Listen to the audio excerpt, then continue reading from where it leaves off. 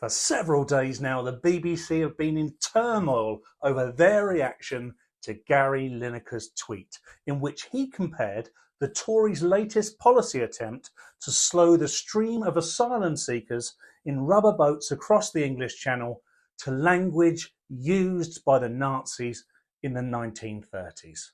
I don't know why he specifically chose the 1930s. I thought the Nazi rhetoric in the 20s and 40s was bad too, but perhaps Gary was okay with that. Of course, the comparison is weak.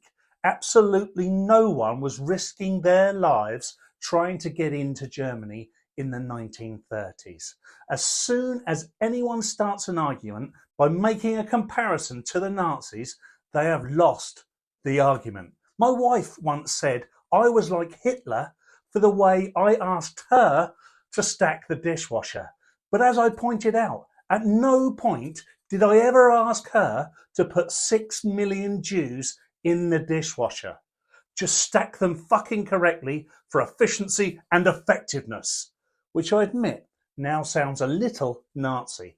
At the centre of this, though, are those 6 million Jews again, however. Their relatives must be sick and tired of this comparison, especially for trivial matters by trivial people. Gary's view is Gary's view. I don't believe he should be shut up. I believe he is entitled to his view, and if he wants to make himself look like a likes, then why the fuck not? Everyone else is doing it.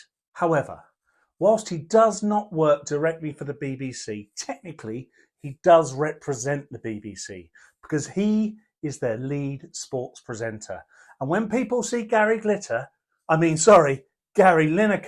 they think Match of the Day, BBC and big ears, which poses quite the conundrum for the BBC, as they are supposed to remain politically neutral, which comparing the Tories to the Nazis is not. Furthermore, we are all told that the BBC are in fact neutral, but yesterday that was demonstrably proven to be 100% false when the entire football presenting team backed Gary Lineker's view. Solidarity it may have been, revealing it certainly was. It will now be impossible for the BBC football team to state they are in any way politically impartial. The BBC shouldn't, in my opinion, have asked Gary to step back, but probably should have all their sports contributors bound by contracts that allow the BBC to live their ethos, or change their ethos, or indeed change their contributors. This will fizzle out now, no doubt about it. It's not important. In a world on the brink of World War, we should not be brought to a standstill by what Gary Lineker thinks. And if truth be known, we weren't. We haven't been. It changed fuck all.